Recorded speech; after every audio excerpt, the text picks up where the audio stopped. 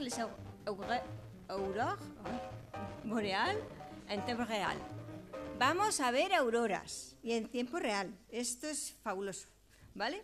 Pues nada, un aplauso. Gracias. Buenas tardes a todos, bonjour à tous et à toutes. Donc on ne va pas faire dans la science là, pour ce début de reprise parce que c'est l'heure de la sieste, donc on va essayer de ne pas trop s'endormir. Donc d'où cette petite présentation sur une méthode qui permet désormais de pouvoir se refaire le spectacle des aurores boréales, mais en temps réel, chose qui était difficile à obtenir il y a encore quelques années. Les premières aurores boréales que j'ai pu faire, c'était en 2004 en Islande. À l'époque, on m'avait dit les boîtiers photo, ça n'aime pas le froid. Donc, il n'y a que les boîtiers mécaniques qui tiennent le coup. Donc, j'avais sorti des archives, un vieux Zénith E d'origine soviétique des années 70, dans lequel j'avais mis une pellicule, c'était du 800 ISO, je crois, à l'époque. Et il fallait quand même exposer pendant environ 2, 3, 4 secondes parfois, même avec des objectifs donc, qui étaient ouverts à 2,8. Donc là, c'était du 3 secondes à 1600 ISO. Alors, inutile de vous dire qu'une aurore boréale, je ne sais pas si parmi vous des gens en ont déjà vu, je pense que oui, ce sont des phénomènes qui parfois sont très statiques, où là, effectivement, on peut poser environ 3 secondes sans trop de problème. Mais quand les aurores deviennent spectaculaires, le spectacle devient très rapide. Et donc, il faut essayer, autant que c'est possible, de réduire le temps de pause de façon à pouvoir capter les plus fins détails du phénomène. En 2010, on est passé au numérique avec des boîtiers qui sont maintenant, on va dire, des collecteurs. En l'occurrence, là, c'est une exposition d'une seconde à 1600 ISO sur un CMOS qui était un Canon 350D, toujours à f sur d de 8. Et là, on peut commencer à faire du time-lapse. Le problème, c'est qu'avec des expositions d'une seconde, quand vous allez faire un time-lapse, vous allez devoir accélérer la séquence très très fortement, parce qu'il faut passer à peu près 10 images par seconde. Ça veut dire que si vous faites une seconde de time-lapse, ça fait en gros 10 secondes de temps réel sur le ciel. Donc on accélère 10 fois à peu près. Alors en 2019, les boîtiers ont un petit peu évolué. En particulier un certain boîtier qui est le Sony Alpha 7S de version 1. Pourquoi la version 1 ? Parce que la version 1 n'a pas d'enregistreur 4K. Et ce capteur qui est à 24-36, c'est un capteur dont les photosites sont très très grands puisqu'ils font à peu près 9 microns. Ça veut dire que sur le format 24-36, les images font 12,2 mégapixels.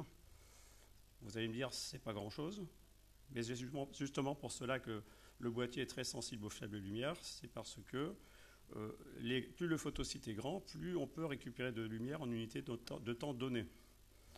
Et là, on peut commencer à faire des choses un peu plus sympathiques, puisque là, on descend à la demi-seconde, toujours à 2,8 de rapport d'ouverture sur du 3200 ISO, en sachant que la sensibilité nominale de l'Alpha 7S, c'est 3200, voire 6400 ISO. Si vous passez au-dessus, en photographie du moins, vous faites de l'amplification électronique. Il n'empêche qu'à 0,5 secondes, vous accélérez un petit peu moins quand vous faites du time-lapse, mais vous accélérez quand même.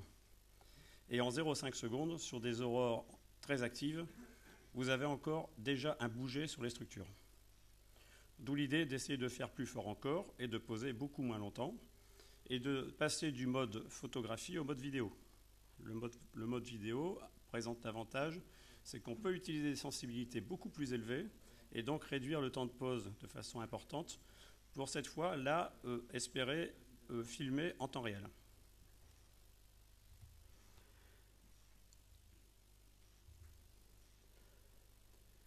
Alors ça, c'est pour, bien sûr, passer du time-lapse à la vidéo en temps réel. Et vous allez voir, l'exposé va se terminer par 4 minutes d'un enregistrement que j'ai eu l'occasion de faire au début de cette année. C'était au mois de février. Et vous allez voir qu'en temps réel, on a des quantités de choses qui apparaissent qu'on ne pouvait pas voir sur les time-lapse. Donc ça, on a vu, voilà. Alors donc, pour aller encore plus loin, on augmente la sensibilité, mais on peut aussi diminuer le rapport d'ouverture de l'objectif, en sachant que quand on va passer de 2,8 à 1,8, on va diviser par 4 le temps de pause élémentaire de chacune des images. Donc c'est toujours ça de gagner. Et si on passe la sensibilité de 3200 à 40 ou 50 000 ISO, vous voyez qu'on peut récupérer des choses très intéressantes. Et il n'empêche que pour capter les plus petits phénomènes, y compris dans les aurores importantes, le temps de pause optimal est de l'ordre du 1/5 de seconde.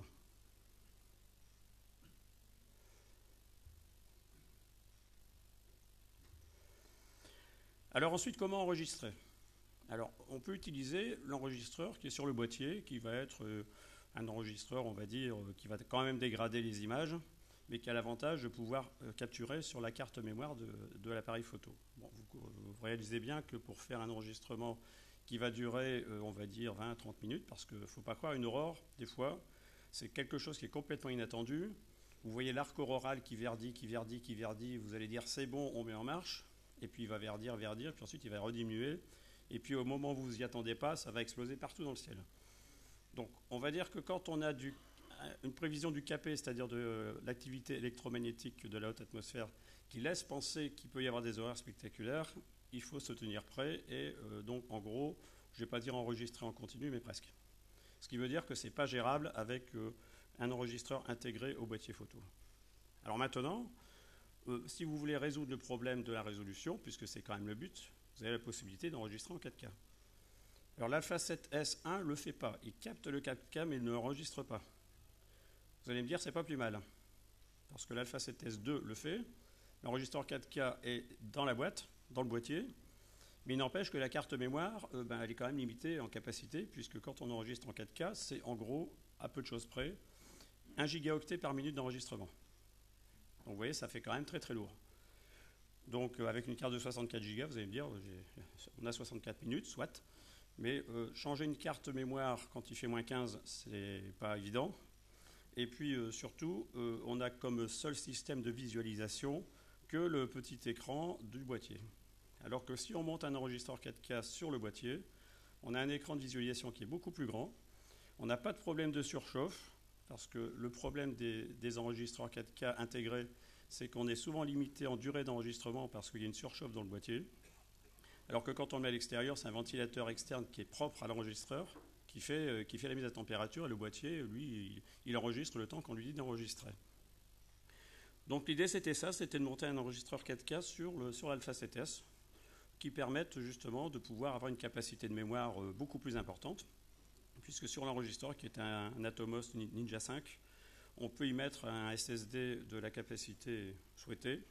En l'occurrence, j'ai mis un 2 Teraoctets dessus, un SSD de 2 Tera qui me donne à peu près 5h30 d'autonomie.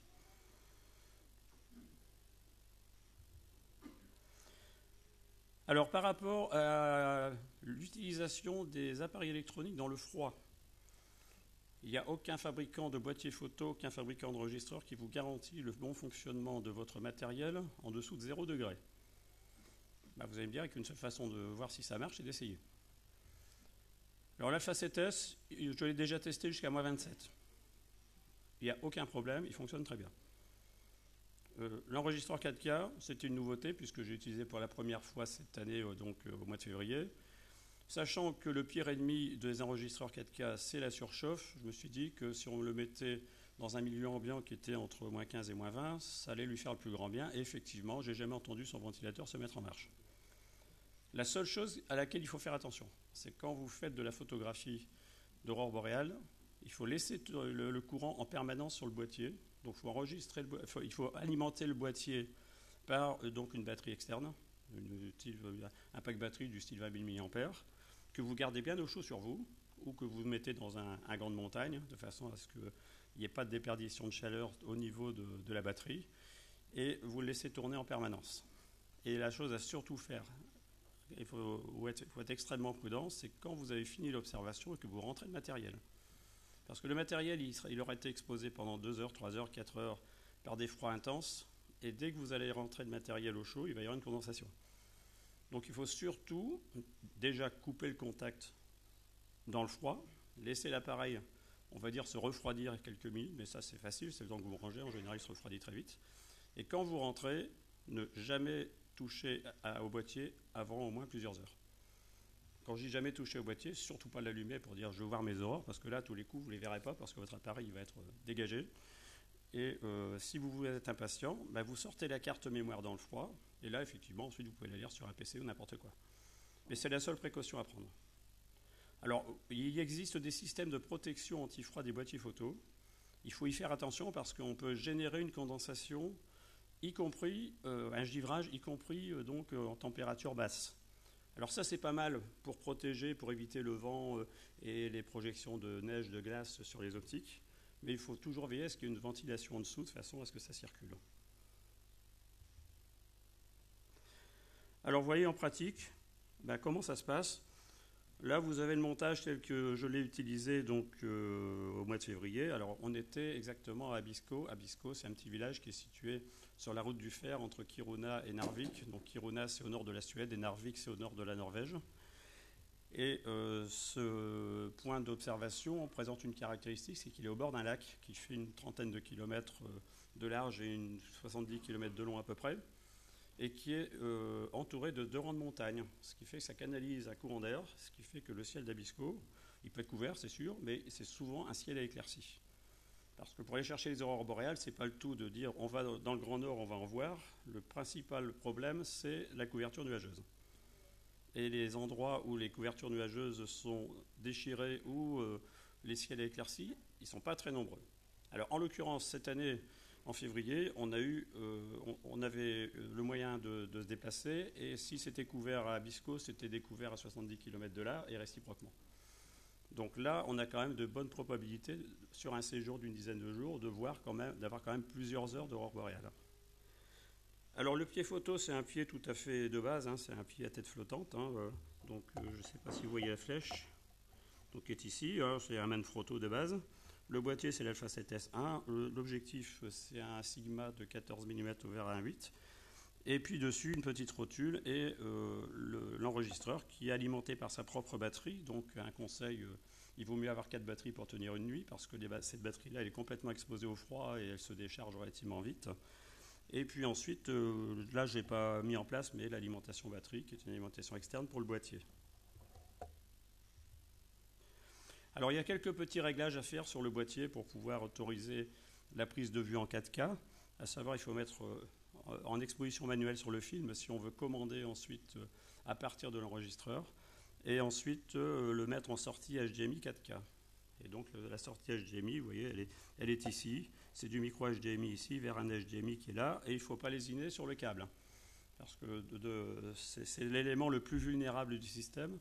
Et la principale cause d'échec, ce sont les mauvais contacts entre le boîtier et l'enregistreur. Donc il faut du câble qui tient vraiment la route.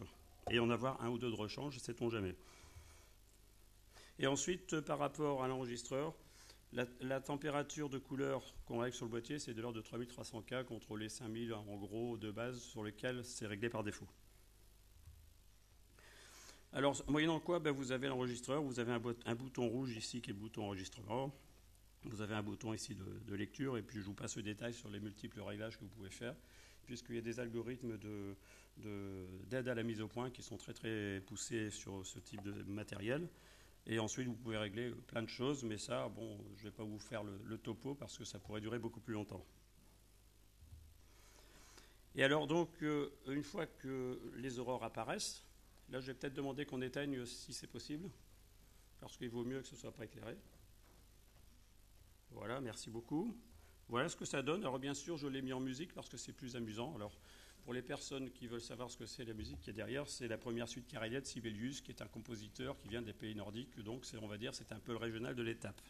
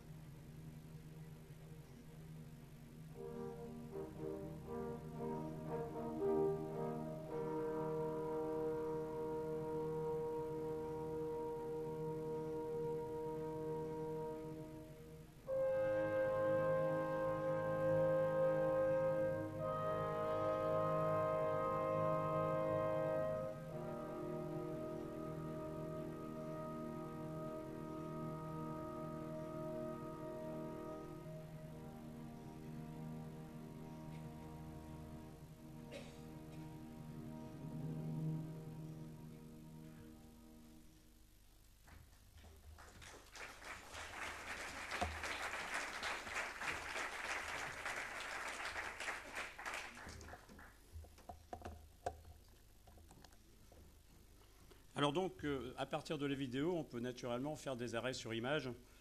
Et là, je les ai fait à partir d'un écran de PC tout à fait classique, un écran 2K. Et vous voyez ce que ça donne en arrêt sur image. Alors quand vous comparez aux images qu'on faisait avant en photographie directe à 3200 ISO, les premières que j'ai montrées après la période dite argentique, vous voyez qu'avec des temps de pause d'un cinquième de seconde, il y a, comme on dit, il n'y a pas photo, hein. Les images sont beaucoup plus détaillées, beaucoup plus précises. Et dans une vidéo comme celle que vous venez de voir, il y a à peu près environ 20 000 images disponibles. Donc vous n'avez que l'embarras du choix pour choisir les meilleures images. Voilà. Donc si vous avez des questions, je vais tenter d'y répondre. Et je vais demander à Satur de venir à mon secours si des questions sont posées en espagnol.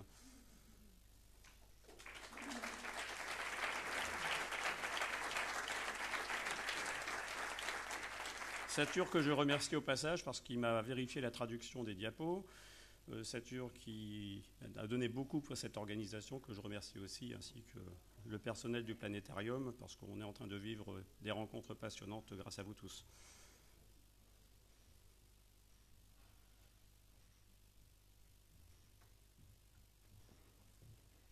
¿Alguna pregunta? ¿Comentario? Oui, là-bas, il y a une question là-bas.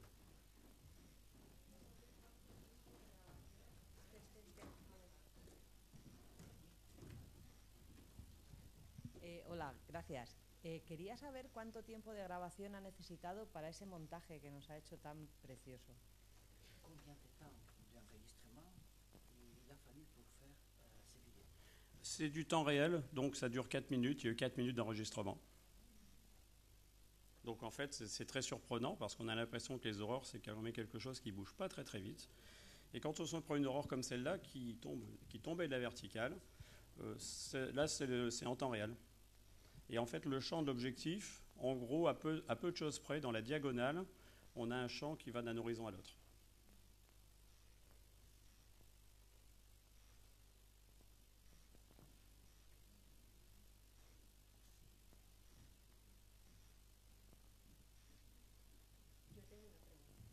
Oui. Une question. ¿Cuántas veces viaja usted a hacer fotos de estas? Le prochain départ, c'est pour le mois de février 2023. C'est-à-dire que c'est comme les éclipses totales de soleil, hein. On va dire qu'il y a 3 phénomènes qu'au moins quelqu'un qui contemple la nature doit voir au moins une fois dans son existence: une éclipse totale de soleil, une aurore boréale, une éruption volcanique. Bon, moi, j'ai eu la chance d'avoir l'éclipse totale de soleil et l'éruption volcanique le même jour. C'était le 11 juillet 91 à Hawaï, puisqu'on a assisté à une magnifique éclipse totale de soleil le matin, et que l'après-midi, on a survolé le champ du Mauna Loa en hélico, et qu'on a eu un départ d'éruption. C'était vraiment le coup de chance. Le problème, c'est que quand on tombe dedans, c'est difficile d'en sortir. Pour les éclipses totales de soleil, c'est pareil. Quand on en voit une, on va en voir une autre, une troisième, une quatrième, une cinquième, etc., etc. Moi, pour l'instant, j'en suis à ma 20e. Mais bon. Et pour les aurores boréales, c'est un peu la même chose. C'est-à-dire que ça devient rapidement une addiction, comme on dit, une drogue. Donc, au départ, on n'était pas très addict, comme on dit, parce qu'on avait été refait un certain nombre de fois par les conditions météo. Mais là, depuis qu'on a trouvé la région de Kiruna à Abisko, où là, on a une quasi-garantie d'avoir au moins plusieurs heures d'aurore sur un séjour, là, c'est sûr que c'est quand même difficile de ne pas y aller, surtout actuellement, puisqu'on est en période qui remonte vers le maximum d'activité solaire et que donc l'occurrence des aurores est beaucoup plus importante.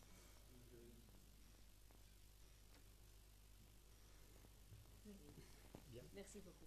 Merci. Nada, un placer.